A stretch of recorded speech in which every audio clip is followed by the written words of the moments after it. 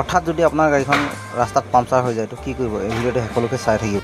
প্ৰথমে আপুনি ডিকিটো খুলি ৰেঞ্চখিনি উলিয়াই ল'ব। তাৰপিছত আপোনাৰ হেণ্ডব্ৰেকটো লগাই ল'ব। হেণ্ডব্ৰেকটো লগাই লৈ আপোনাৰ ফাৰ্ষ্ট চকাকেইটা এনেকৈ ঢিলা কৰি ল'ব। 4টা নট আছে, 4টা নটো আপোনালোকে ঢিলা কৰি ল'ব। তাৰপিছত ইয়াত জেক পইণ্ট দিয়া আছে, এইটো ইয়াতে আপোনালোকে জেকটো লগাই ল'ব। ইয়াৰ পিছত আপোনালোকে জেকটো লগাই ল'ব। যেতিয়ালৈকে চকাটো ফ্ৰী হৈ নাযায় তেতিয়ালৈকে আপোনালোকে জেকটো উঠাই থাকিব। ইয়াৰ পিছত আপোনালোকে নাটখিনি খুলি ল'ব, এনেকৈ খুলি ল'ব। খোলাৰ পিছত চকাটো উলিয়াই আনিব। এইটো অলপ জাম আছিলে, সেইটো কাৰণে মৰিয়াবলগীয়া হৈছিলে। তাৰপিছত নতুন চকাটো ডিকিৰ পৰা আনি এনেকৈ লগাই দিব।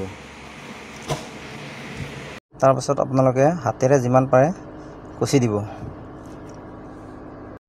ইয়াৰ পিছত আপোনালোকে জেকটো একেবাৰে সম্পূৰ্ণ ডাউন দি দিব। লাষ্টত এইটো একেবাৰে সম্পূৰ্ণ ফিনিচিং টাইট দি দিব। ইয়াৰ পিছত আপোনাৰ চকা সলোৱা হৈ গ'ল। যদি ভিডিঅ'টো চাই কিবা ভাল লাগিলে তেনেহ'লে লাইক, কমেণ্ট, শ্বেয়াৰ কৰি দিব।